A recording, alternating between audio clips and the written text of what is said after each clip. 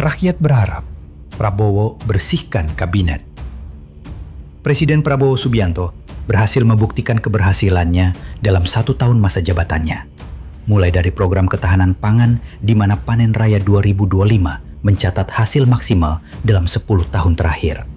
Lumbung padi 1 juta hektar berdiri Papua. Langkah diplomatik Prabowo yang mengejutkan mampu membuat kesepakatan dengan Uni Eropa untuk melakukan perdagangan bebas tanpa tarif masuk.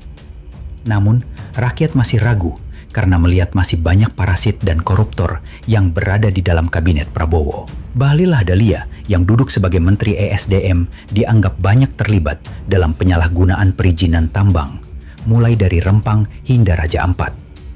Bahlil juga dituding mengambil pungutan dari setiap perusahaan tambang untuk disetorkan kepada Jokowi dan Gibran.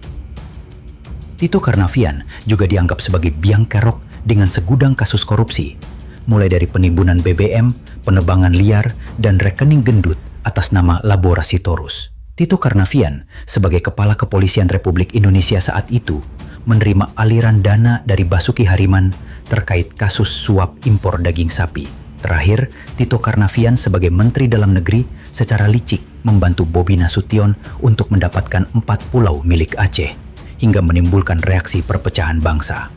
Selain itu, banyak orang di dalam lingkungan pemerintahan Prabowo yang hanya bisa menjilat tanpa punya kemampuan, seperti Sylvester Matutina dan Permadi alias Abu Janda, yang hanya bisa memperkeruh keadaan. Rakyat berharap Prabowo tak lagi memasukkan orang-orang yang hanya menggembosi program-program Astacita, seperti mengkorupsi makan bergizi gratis dan memanfaatkan kekayaan sumber daya alam untuk kepentingan pribadi. Yang pasti mafia hukum dan mafia impor pangan harus diberantas. Dan dugaan kuat semua mafia wajib setoran ke Solo. Seperti kata Tom Lembong, mantan Menteri Perdagangan di era Jokowi yang kini meringkuk di penjara.